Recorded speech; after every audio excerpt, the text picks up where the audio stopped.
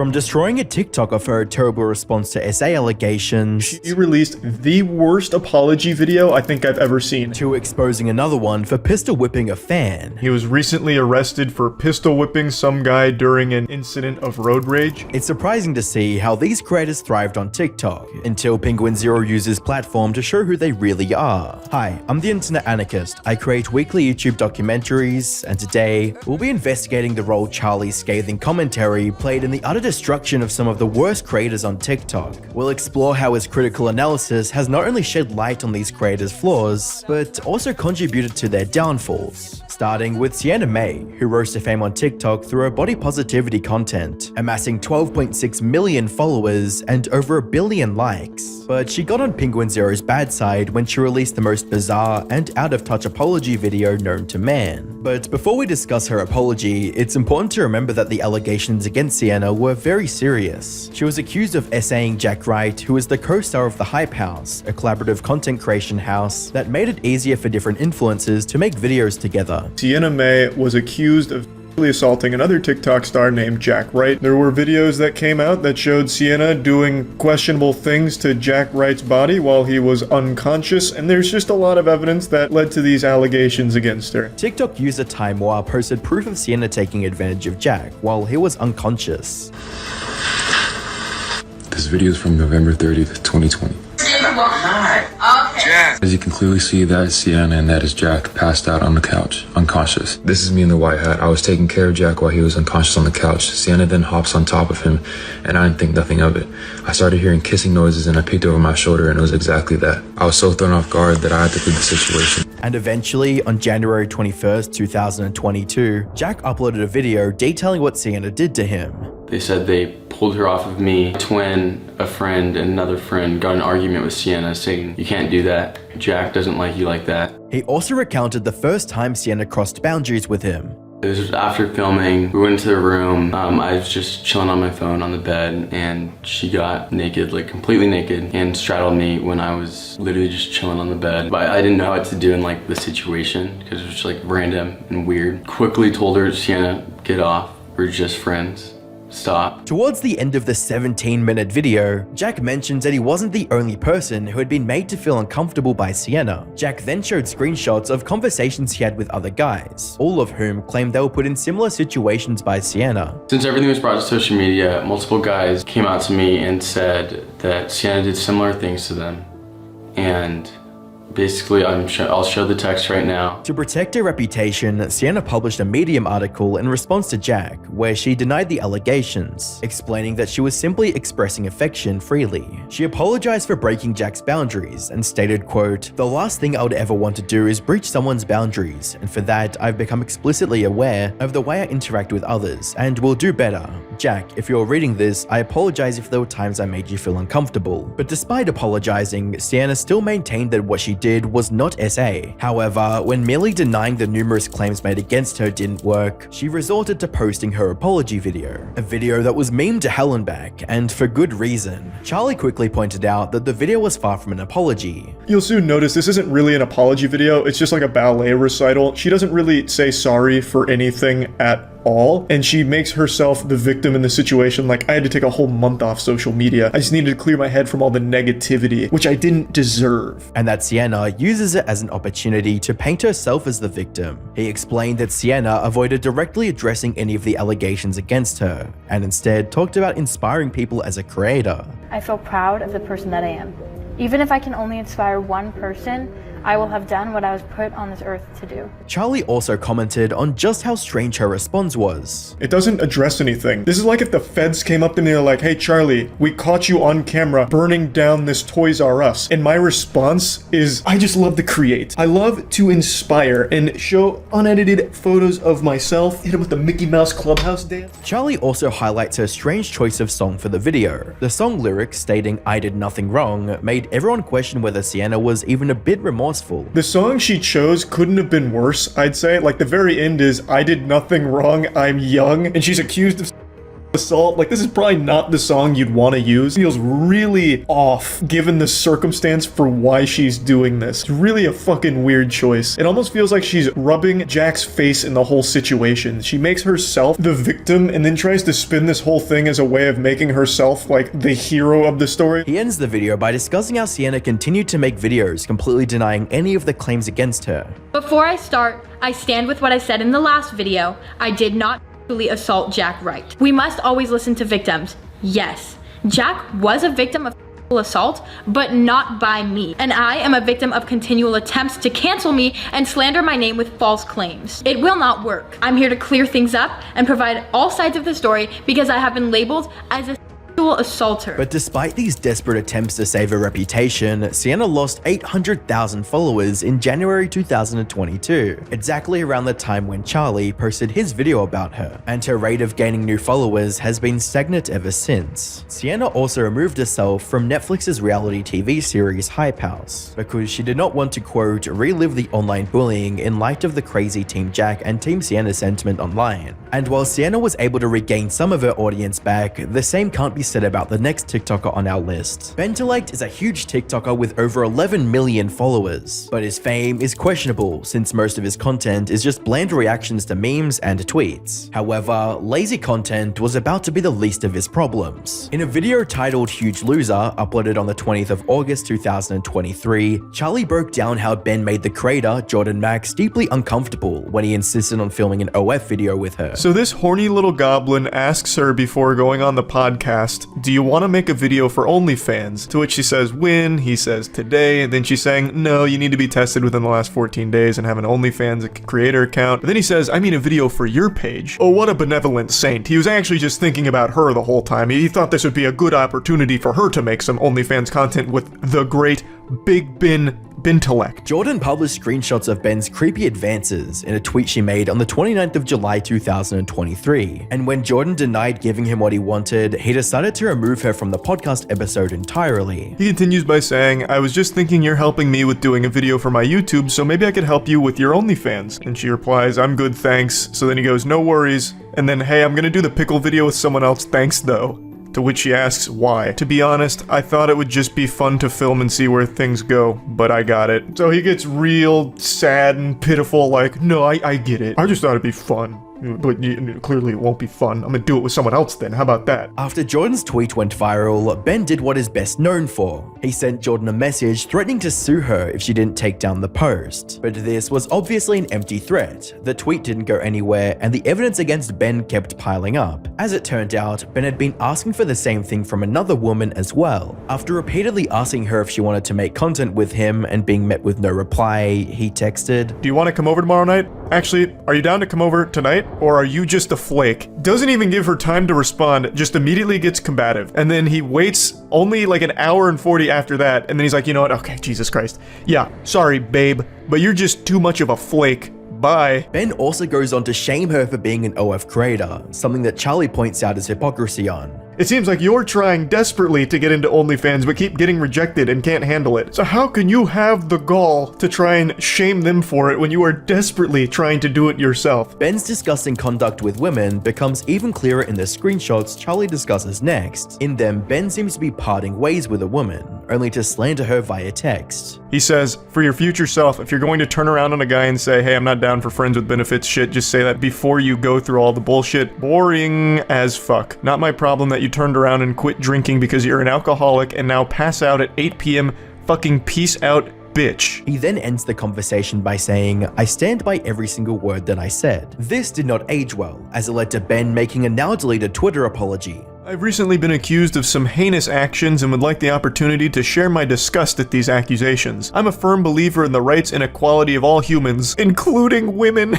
If that's not the biggest red flag immediately, I don't know what else is. I stand by the rights for all humans, and that does include women. He then followed it up with another apology video. Hey guys, there's a lot being said about me on the internet right now, and I just wanted to clear the air. The first thing I want to say is I'm sorry to anyone that I've made feel uncomfortable. I want to say to any girl who I've been rude to, whether through text or in person, that I'm sorry. I understand that me being sorry does not excuse that kind of behavior. I will continue to work on myself and do better.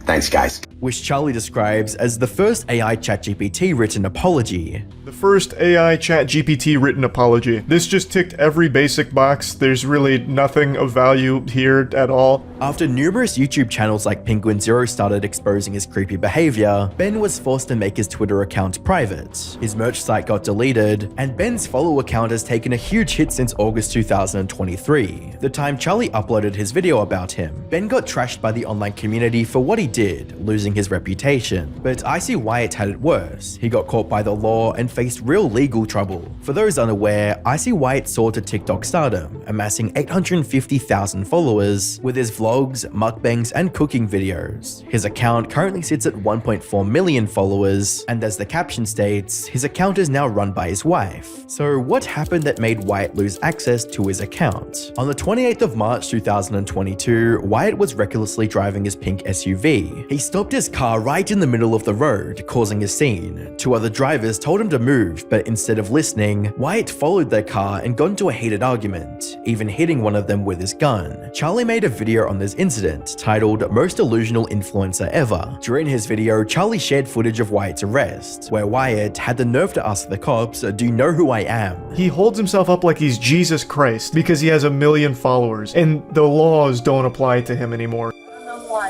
am? Nope. It's almost impressive how unlikable Wyatt is. He chose the one sentence that'll immediately make everyone in the world hate you. The cops are confronting him and he's like, "You guys don't know who I am? I have 1 million followers on TikTok. I can pistol whip whoever I want. I'm a TikTok superstar. You guys, oh, you must want autographs. Okay, I get it, sorry." Charlie didn't hold back, highlighting just how out of touch Wyatt is with reality. And believe it or not, Wyatt's delusions about his fame only got worse from there. It's got to the point where police had to tackle Wyatt because he refused to cooperate. And to top it off, they found a gun in his car, a gun which he denied having. Would you mind if we just look through it real quick? Are you allowing us to look through the car or no? Yes! Yes? Okay. Okay, we're gonna do that then. Just like got keys or off. Wyatt also repeatedly told the officers that they didn't have any evidence on him. Proof, show me the video proof where I hit him with a gun. We don't need video proof. Yes, you do. You don't even know what gun is the same gun that I hit with if I did. But you want to sit here and act like I'm a criminal? But Charlie wasn't convinced. There is video proof of the reckless driving and nearly hitting people in the parking lot, and the victim who got pistol whipped showed the injuries, and his girlfriend also confirmed the pistol whipping. So I'd say there's a high level of confidence behind the pistol whipping being the real story. This delusion peaks when Wyatt absurdly claims to have 58 million followers. I have 58 million followers, baby, bro. Everybody who's been on TikTok or Instagram has seen who I am. And instead of apologizing, he plays the victim, stating that people are fabricating stories about him due to his so-called fame. Somebody swerving into my lane, brake checking me, wanting me to stop, wanting me to race my car, coming out the car. I know that's a fan. Charlie quickly gives him a reality check and points out that Wyatt isn't as famous as he thinks. He doesn't have 58 million followers, you absolute goober. You have 1 million followers on TikTok, which is your only platform. He is in a paranoid delusion. Not everyone in the world knows who he is, and not everyone is out to get him. Wyatt also threatens a police officer.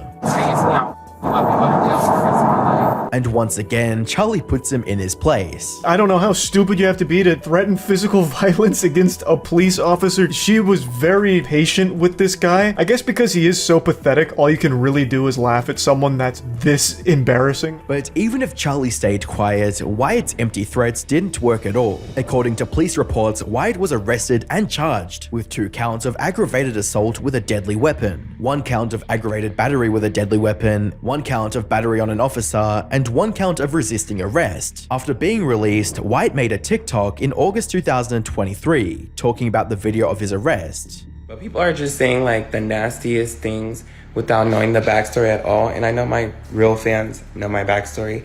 So let's go boost me on YouTube live stream real quick and I'm gonna try to get into the algorithm or something somehow, and maybe get these fucking haters on my YouTube live stream and check their asses. Come on. But he wouldn't be out of jail for long. While out on bond awaiting trial, Wyatt was rearrested in 2023 for keying a car. He is currently still in jail and has not yet been sentenced. In a call, Wyatt mentioned that he might receive a 51-month sentence. They're offering me 51 months, but obviously that's like outrageous. Almost 5 years is just like ridiculous. And similar to Icy Wyatt, the upcoming TikToker was also willing to put his life and reputation at stake, but his reasons for doing so were vastly different. Nick Kratka became an internet celebrity by making videos exploring the great outdoors. Being an outdoorsman is risky business, but there are definitely some risks that can be avoided. However, as Charlie points out, some creators are willing to risk their own life for views. In a video titled Anything for TikTok Views, Charlie goes into detail about how Nick purposefully ate tapeworms out of a fish for a TikTok video.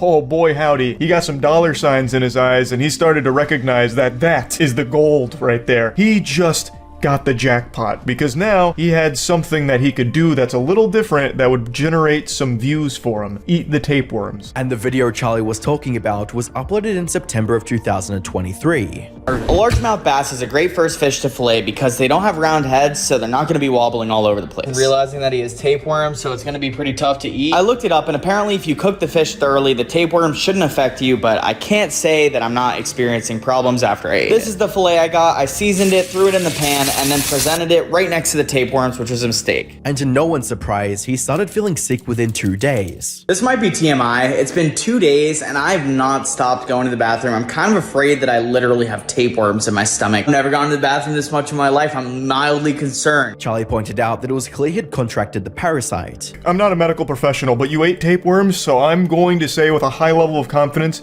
you probably contracted a parasite. But, you know, I'm not highly educated when it comes to parasites. I'm just doing the old eyeball test. And just as he'd hoped, Nick began receiving a ton of attention for his stunt. However, things took a turn for the worse when he made a video talking about his deteriorating health. You guys remember those tapeworms that I ate a couple months ago? Well, they're back and they're making me feel absolutely terrible. Every day that I wake up, I feel more and more fatigued. No matter how much sleep I get or food that I eat, I always just feel like crap. I have stomach pain and non-stop diarrhea, which are the main symptoms for having tapeworms. I went to the doctor to see what's going on, and he says that I definitely have them again. More than likely, I never killed off the original batch, like at least one of them was still alive in my body, and they've started to reproduce again. This time I'm on 3 anti-parasitic medications, and I am just really hoping that this winds up going away, because if not, I'm gonna have some serious problems. The worms can go into my eyes and brains and literally eat me from the inside out, so if I don't figure this out, I could end up dead. Charlie pointed out that this wasn't simply an accident. Wyatt knew that tapeworms were harmful, and he still chose to eat them, because your mind is so warped from all of this desire for more and more TikTok attention that for some reason you were able to justify putting your health at risk here. And while him contracting tapeworms was expected, his next video was definitely a surprise. Update on the tapeworm situation with Nick. 7:30 this morning, Nick passed away at the Kaiser Hospital. Nick was on anti-parasitic medication, and unfortunately it was not working. The worm spread to his eyes and brain. By the time we made it to the hospital, it was clear that Nick was not going to be able to make it. That's when the really dramatic organ music comes in.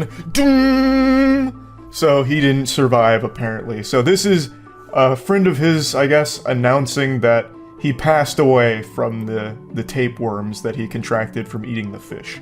However, as it turns out, Nick faked his own death for likes, and Charlie was not amused. Tomorrow Eternal Funeral Services is where we're going to be hosting something for Nick at 10:30 a.m. on Saturday. It is going to be an open casket. He wanted you to know. Hopefully you guys can all remember him fondly, and I'll be seeing you guys all at the service. I apologize for the trauma I just gave you guys. I assure you I'm happy, I'm here, and I'm going to be making content for a very long time. Oh my god, it's a miracle! He's not dead! Oh! We've been fooled! He reveals that Nick posted this video right after discussing his brother's death. So that's some psychopath shit to go from talking about the death of your brother into misleading your audience of children into thinking that you're dead. And explains that Nick blatantly lied to his audience. No one watches the full video for things. Not on YouTube, not on TikTok. People don't even read past the headline on an article on Twitter. So not many people watch the whole video for when Nick came out of nowhere with a patriotic, heroic return. So most people just assume that the guy talking in the beginning here was being honest. You know, like they just just took him at his word because they don't know any better. Soon after, Nick uploaded an apology video and tried to make amends. I'm really happy that you guys are holding me accountable for this because creators lying to their audiences is not cool, especially in the manner that I did. I was under the impression that because I was at the end of the video that it would wind up being taken as a lighthearted joke. I should have definitely seen that that was a super foolish take. It was just dumb. After Charlie's video garnered over 2 million views, Nick deleted all TikTok videos of him eating tapeworms, including a video about faking his death. He received tons of negative comments on Charlie's video, with one viewer even stating, "The fact that he's presenting how he got infected and all the dangerous health complications with a smile on his face literally says everything. He's there for the view count and he knows this is going to increase it." Many now suspect his videos are fake, as he keeps making TikToks where he eats things that are clearly health hazards. Dinner is served. Bro, what is this? What did you make me, dude? Let's give it a taste test. I'm excited. I'll start with the tail. Wow. You guys see that chunk of meat I just got? I like it a lot, bro.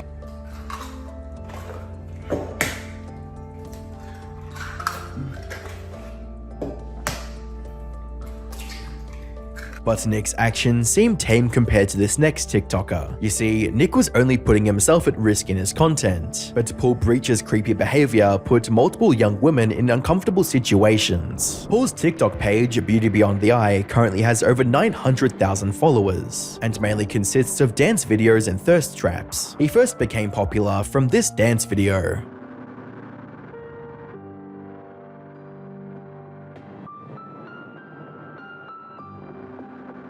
But when Penguinz0 described him as a confirmed creep, his whole career came crashing down. In the video titled Infamous Creep, uploaded on the 27th of November 2023, Charlie deep dives into Paul's creepy behavior. First, Charlie brings attention to how strange it is for a man in his 40s to be making thirst traps. His whole shtick is posting thirst traps, even though if you're thirsty, this isn't gonna quench it. What he's doing is just gonna be putting sand in your mouth and making it worse, like giving you the fucking cinnamon challenge. What he posts is the opposite of a thirst trap. It is alarming. He is way too old to be doing this garbage. He also shows a cringy clip of his TikTok lives where Paul acts as if there's a woman around him. Love! Fucking hell! Jacob, thanks for the follow.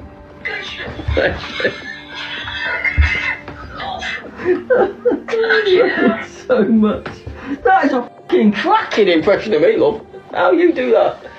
It's actually one of the saddest goddamn things imaginable, to be so lonely that you have to fake interaction around you. But the worst of his actions were yet to come. People started noticing that Paul would almost exclusively reply to young female fans in his comments, and he even got called out for it. He even got called out on this pretty often, way before like he had to take his account down. I think he got banned. I don't think he took it down. There were always people taking notice of like, Paul, why do you always just reply to like these really young girls? Why do you only talk to girls in the comments? Because it's only the girls that are commenting, and if it's a comment from a guy, I say hi. I don't know. Maybe because I'm dating them all and we're having babies. Only to the ones I'm married to, which is all of them. And this is where Charlie goes on to expose a video he directly sent to a fan. Lainey, smile. That is an order. And then jump in a cold bath. Get yourself smiling, get yourself happy. I've been a moody little...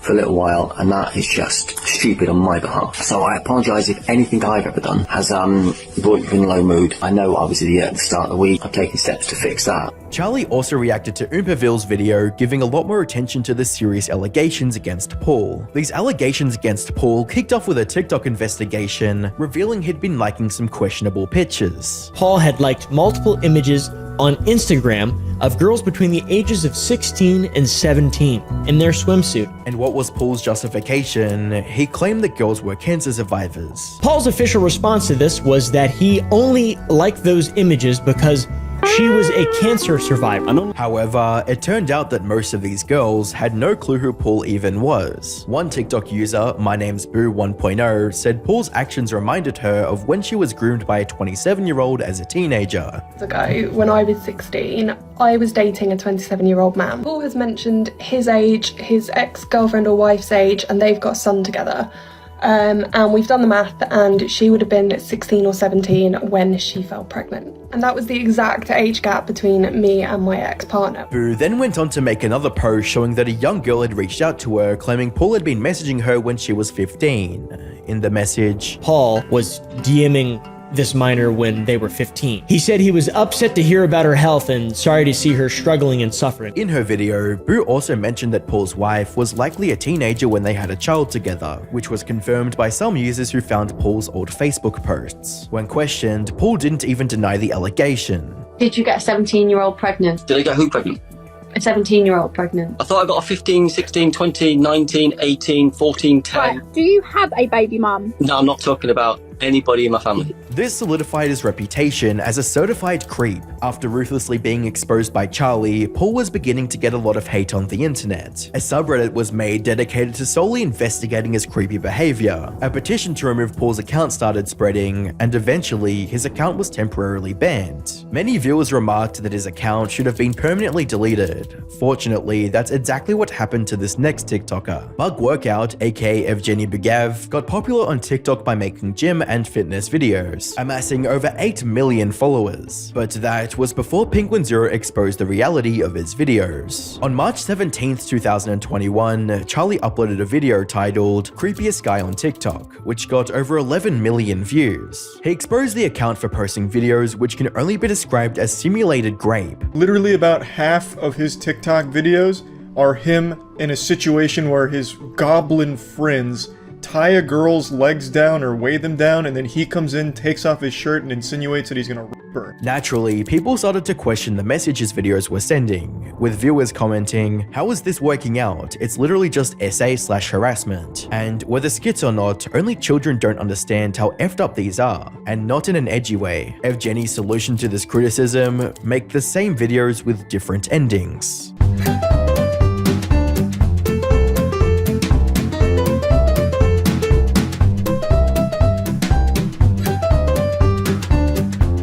Charlie responded to his so-called solution with mockery. So this is his new trend where it's almost rape, but then we learn a valuable lesson that it's bad to do those things. And went on to expose him even further. Surprisingly, these videos weren't the worst of his content. Charlie revealed how Evgeny was taking pictures of women in public as a skit.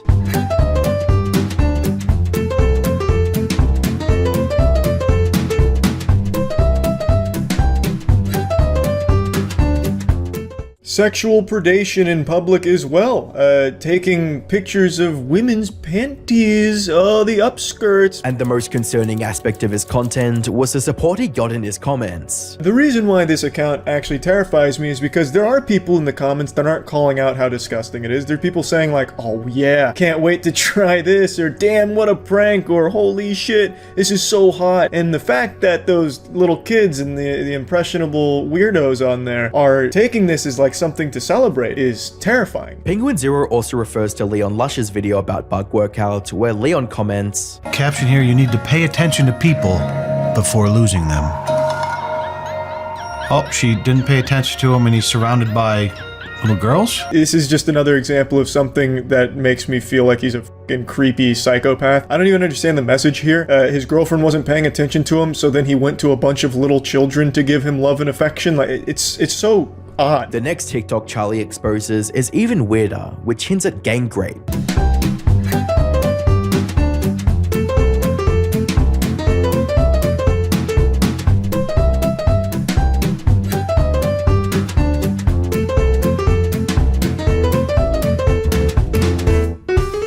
Bug Workout and the boys just love a good old gangbang, a big old gang there, and instantly producing a baby. Pretty fucking wild skit. And then ends the video stating how Evgeny is the creepiest TikTok account I've seen so far, saying 8.3 million people saw this channel, this fucking degenerate douchebag, and were like, yeah, this is okay and entertaining.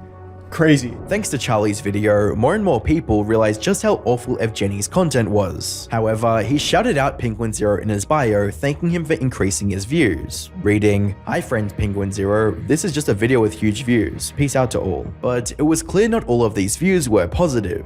Bug Workout began getting called out on Reddit, and in December 2021, his account got deleted. And while he is still making content on his new account, he has nowhere near the same amount of traction he once had. This is in stark stark contrast to the TikTok account Certified Health Nut, which has found its own group of followers who believe in urine therapy, even though it has been proven to be false. The stuff I have to cover for you guys, damn. The TikTok account Certified Health Nut is run by former Versace model Troy Casey, who's retained his youthful look at the age of 55. His content revolves around giving health and nutritional advice to his viewers, but some of the advice he gives is far from healthy, and Penguinz0 exposed him for just that. On the 18th of June 2024, Charlie uploaded a video titled "TikTok Influencer Loves Drinking Pee." Right now, there's a man on TikTok fighting the good fight to try and convince people that urine is basically the cure to every ailment on the planet. Criticizing the video in which Troy advocates for urine therapy. Now, this therapy is not right for everyone. It's very esoteric, and it takes a Jedi mind trick to get over your conditioning, your industrial age school system, your propaganda programming, etc. This is urine therapy. I really love how therapy's lost all meaning and weight. You can kind of just slap that word on anything and people just believe in it off rip. He argues that it's common sense not to drink urine. It's literally like common sense. It's pretty much basic human instinct. But Troy shows that common sense isn't so common when he drinks urine in a TikTok video, claiming that it's good for your gut microbiome. The research that I've shown is it's good for parasites, it's good for your gut microbiome. Charlie points out that while he mentions research supporting his claims, he fails to provide any citations for the research. The research I've read, none of which I cite, and none of which actually exists with any real merit to it, all says that drinking piss is 2 thumbs way up. He also roasts him for using pee as lotion, saying, "My heart breaks for any unfortunate souls that happen to just be walking down the sidewalk when this guy rides by on his bike. I can't even imagine the smell. That must be unfathomable. Like having your senses assaulted by 15 dump trucks all unleashing that Methodist right to your nose." And logically exposes Troy's lie when he claims that urine smells like perfume when applied. The only power that has is to leave stains in a gas station toilet seat. That's it. It's not doing anything for you. As Troy uses multiple buzzwords to explain the benefits of drinking urine. I know it's good for me. It's loaded with minerals, cell salts, amino acids, stem cells, antigens, antibodies. Charlie does some research and finds it's medically proven that urine therapy is extremely harmful. I decided to look into it. There's like some research about some of the stuff that is in urine, but none of it recommends ever consuming it or using it on your body in any way, because at the end of the day, it's waste. It's literally just your body's waste. And sure enough, UPMC research shows that, quote, drinking urine can force your kidneys to work even harder or expose you to unnecessary toxins. This could cause illness, electrolyte disturbances, or kidney damage. Besides drinking it, Troy also tells his viewers to apply urine to their scalp to prevent premature balding. I know people that wash their hair with it. They have gotten rid of some premature balding. Naturally, Charlie wastes no time in making fun of him. How in the would urine on your scalp prevent premature balding? If anything, it would scare the follicles into submission even quicker. The follicles would kill themselves if they started getting drowned in piss. Like, that's such a ridiculous thing to say. And while Troy's support for drinking urine seems outlandish, Charlie reveals that there is a huge online community that regularly practices urine therapy. There is an entire community of urine therapy cultists that swear by it. Like, they love this. Like, they really think they're becoming superhumans, beating every possible ailment ever just through piss. He also questioned why proponents of urine therapy also don't consume feces. Why not poop? Why is it only reserved for urine? Why isn't he preaching the gospel about the hidden benefits of feces consumption? Essentially, highlighting the absurdity of their beliefs and calling people out like Troy as cowards. They're all cowards. When you drink piss, you're not usually gonna make yourself super sick from it, so it's a little safer. But when you eat shit, you can make yourself sick. So they're just afraid. Needless to say, the comments on Charlie's video were just as lethal, with some viewers saying, "It's astonishing what kind of wild ideas you can come across these days. To every strange therapy out there, there's an audience ready to believe." Another viewer commented on Troy's TikTok saying, "If our bodies are designed to release it as a way to remove what we no longer need and possible toxins, why would you drink it?" Only to be met with more endorsements of urine therapy. But it seems like the worst backlash Troy has faced has been the negative comments. His content finds its place in a specific community, something Pinky Doll, a creator who relies on trends, can't relate to. Feda Sinon, better known as Pinky Doll, is a TikToker who got popular because of her live streams, amassing about 1.7 million followers. Her success is surprising, because the streams she got popular for require zero creativity, and Charlie exposes just how lazy and brain dead her content got. In his video titled "TikTok Streams Are Weird," he talks about Fedha used TikTok streams to maximize profit for minimal effort. He explains how her fame is a direct outcome of streams in which she pretended to be an NPC character. Yes, yes, yes. Oh, thank you, baby. This is so cute. Oh, oh, yes, yes, yes. Bye, babies. See you after. Hello. Yes, yes, yes. Take your in. Oh, thank you, Samantha. This is so cool. Take your cat in. Take your meals. Take your I'm ready. Gang, gang. And because TikTok users are able to tip creators with emojis, she would perform short actions that related to the emojis for money. Charlie even seems impressed by the genius of Fedha, using her audience's short attention span to her advantage. She's smart. She knows that on TikTok, kids leave if there's even a split second of dead air. Silence is the #1 enemy on TikTok. He draws attention to how young viewers on TikTok are used by creators such as Fedha to spend their money in the form of tips. On TikTok, it seems like people are constantly tipping. It seems like one of people's favorite pastimes on TikTok lives is giving away all of the money they have to their name. Like, these kids are like 12 years old and just give their whole allowance to TikTok creators in order for an actual split second of acknowledgement. He also mentions how she averages 40,000 views with these live streams, with content he describes as a combination, a perfect storm, a geostorm for everything that works on TikTok. Perpetual stimulation while, being able to constantly spam the emotes and talking so there's never any silence, while also having that like XD random with the popcorn and hair iron, which is something that does very well on TikTok. Charlie goes on to talk about the sad state of content consumption on TikTok. Nothing but shame for seeing the state that entertainment for young people is in. And the popularity of the NPC trend led him to make another video titled, "This Trend Has Gone Too Far."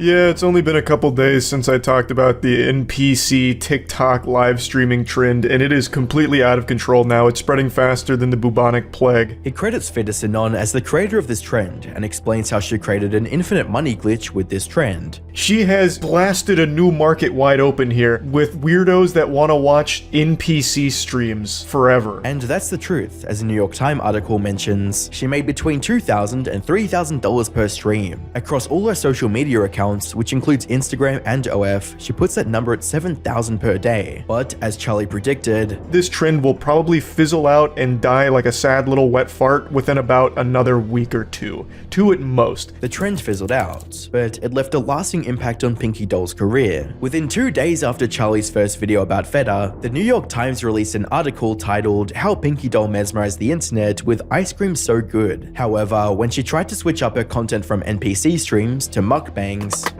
she faced a ton of backlash. Viewers claimed that she wasn't really eating the food, saying, "There's like 3,000 jump cuts, she's spitting it out." And while she still garners a lot of views on TikTok, her reputation and content quality are still viewed negatively. As one comment on a YouTube video noted, "She's living proof that social media is dehumanizing to society. Artificial intelligence isn't rapidly evolving past us, we're rapidly devolving past it." Pinky Doll's content demonstrates that viewers are willing to watch almost anything if it's stimulating enough, including creators who claim to solve murders with their psychic intuition. The TikToker Ashley the Psychic gained a dedicated audience by using her supposed psychic abilities to solve murders. But despite her clairvoyance, she couldn't predict what would happen when Penguinz0 decided to expose her lies. On the 7th of January 2023, Charlie uploaded a video titled "TikTok Detective Tries to Ruin Innocent Woman's Life," where the video breaks down how Ashley wrongly accused a woman of murder. She basically just made a fan fiction about this completely innocent lady named Rebecca and framed her as the killer, and even convinced some brain-rotted individuals on TikTok that she was correct and Rebecca was the real killer. Charlie explained how Ashley Gillard posted over 40 false statements accusing Rebecca Schofield of murdering 4 students at the University of Idaho. She made these accusations before the actual suspect, Brian Koberger, was found. and she recently took on the case of the University of Idaho killer who killed 4 students. The real killer was arrested, however, before Brian Koberger was taken into custody, Ashley made a long series of videos accusing someone else named Rebecca Schofield of being the killer. But even when Brian Koberger got arrested, Ashley continued to insist that the actual killer was Professor Rebecca Schofield, and the basis of these claims, her tarot card readings, of course. And when,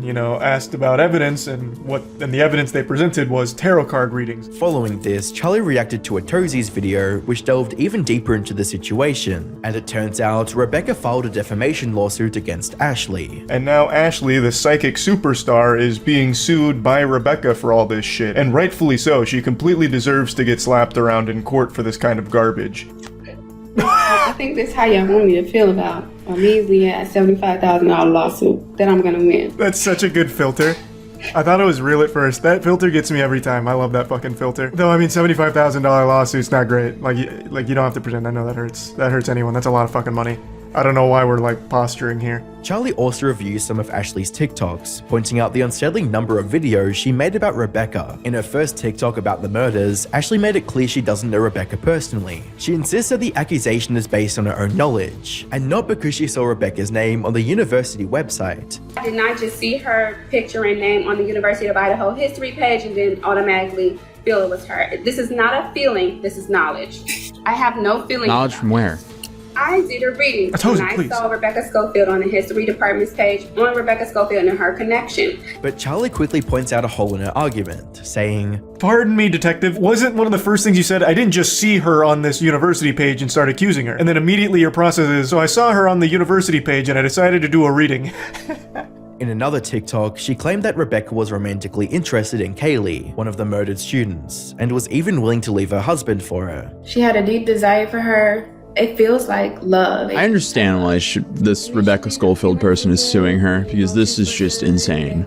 True. And even after being sued and having her account deleted, she continued by posting from an alternative account, leading to Charlie's second video about Ashley titled, "This TikTok Detective is Horrible." He shows more videos of Ashley doubling down on her lies. She was the one who ordered and who is responsible for the murder of the 4 University of Idaho students. Even after Rebecca was proven innocent by law. It is still 100% not Rebecca Schofield, as Ashley has claimed hundreds of times now. You would assume that a rational person, after being sued for defamation for accusing an innocent woman of being a murderer, you'd think that she'd then be like, yep, looks like I was wrong. Finally, Ashley made a video announcing that she would no longer be addressing the lawsuit online. Okay, long story short, I'm not posting no more free information regarding this case online anymore. In response, Charlie had this to say. Even when she does decide to shut the fuck up, which I imagine she was advised to do by a lawyer, she still tries to spin it as like a victory for her, and we're all the bad guys for calling her out on how deplorable the whole thing is. Not long after these videos, Ashley saw a sharp decline in her followers, not to mention that the lawsuit and its legal repercussions stained her reputation forever. That being said, Ashley did build her TikTok audience organically by creating content that captivated viewers. The same, however, can't be said for this TikTok dad, who became a celebrity almost by default. Monty Lopez is a TikTok creator who owes his stardom to the fame of his daughter, Addison Rae. In Addison's shadow, Monty was able to amass 5.5 million followers of his own. Unfortunately, Monty isn't the wholesome father viewers would hope he is, and Charlie made sure everyone knew who he really is. In a video titled "Worst Dad on TikTok," posted on the 17th of August 2022, Charlie exposes how Monty Lopez is a fucking weirdo,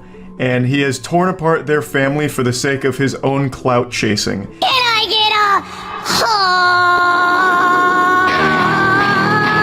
He also talks about how strange it is for Monty to show up at influencer parties without Addison. He just gets this tingle and shows up to every TikTok party imaginable. He doesn't go with Addison Rae or anything. He goes solo. There's nothing wrong with TikTok stars' parents being involved in their life or even in their videos, but it gets to a point where it's uncomfortable when the dad is just going to all these parties by himself without the actual star of the family there. To make matters worse, many women have reported Monty's creepy behavior. He's been accused of some pretty disturbing disturbing stuff. He used his pseudo-celebrity status of being the parent of a famous person to allegedly flirt with 19 and 20-year-olds. He even was having a 5-month affair here with a girl that's less than half his age. Charlie also shows videos of Monty being creepy with other women at parties, saying stuff like, ton of videos of him at these parties, like one where he's handing out roses to some of the girls there. There's a lot of footage that makes it just seem like Bigfoot sightings. They'll like circle in a red circle, like Monty Lopez in the background, like being weird with a TikToker. But that's not all. Charlie also highlights Monty's tendency to pick fights with young women, such as his beef with social media influencer Sienna May. So he posted a TikTok saying, do you think Tana Mojo's more than 300 dudes or less than 300 dudes? To which Tana responds by showing a ton of receipts about him trying to like hook up with her or like trying to connect with her, as well as telling stories about how unbelievably weird he is to all the other TikTok stars. In a TikTok, Tana calls out Monty by saying, and I mean, first of all, why a grown man, a father, is even remotely discussing my body count is beyond me. But y'all have obviously seen the paparazzi videos of him stalking me down for a selfie. And I'm getting tired of the incessant FaceTimes and texts like these. And I think all of my young friends are very tired of him acting like this. So Monty, if you want war, so be it. And if that wasn't enough, Monty adds to Addison's embarrassment by starting a one-sided feud with Young Gravy, who is currently dating Addison Rae's mother, Sherry Easterling. Monty posted a story with the caption, "Thank you Young Gravy for taking leftovers." This led Charlie to drop another video about Monty on the 28th of September 2022, where during the video, he talks about Monty's diss track aimed at Young Gravy. Hey, look, Gravy, this is for you, bro. Fuck you and fuck them hoes. I'm a villain in the villa. I stole your bitches. While reacting to the video, Charlie comments on how lonely Monty seems, pointing out that he had to pay women to appear in the diss track video. I also think it's a giant self-report on loneliness here when for your diss track, you hire women to be around you and pretend like they're somewhat having fun near you. And in response to a lyric in the video, he had to remind Monty that he's only famous because of his daughter. In the studio with your girl, she's a fan, while you're stuck at home with your dick in your hand. Monty, what is she a fan of? You don't do anything. Legitimately, the only thing you've ever done is give birth to a TikTok superstar. Charlie also calls out Monty for using cheap tactics to stop people from trolling him online. He takes the absolute most revolting approaches to it by copyright claiming videos that use some of his clips. But by this moment, the damage was done, and Monty had to deal with the fallout from being exposed. And as with most of Charlie's callouts, the impact was immediate and intense. The two videos about Monty quickly racked up over 10 million views combined, which sent a lot of negative attention his way. People were now more aware of his creepy behavior. Then things got worse when Ash, a 25-year-old woman, shared screenshots showing Monty making false promises about starting a family with her, all while still married to Sherry Easterling. Even though Monty still has a massive following, he can't shake off that creepy TikTok reputation. Now, he's blacklisted by other influencers, making it nearly impossible for him to collaborate and to rebuild his image. It's clear that some TikTokers won't be stopping their horrible actions anytime soon. This makes it all the more important to have creators like Penguinz0, who regularly expose and discuss the vile influences on social media. His scathing commentaries make the internet a much safer place. As one comment on his video said best, "I'm a 42-year-old dad of 2 kids. I watch Charlie so I can be educated in what freak shows are out there, so I can help protect my kids online.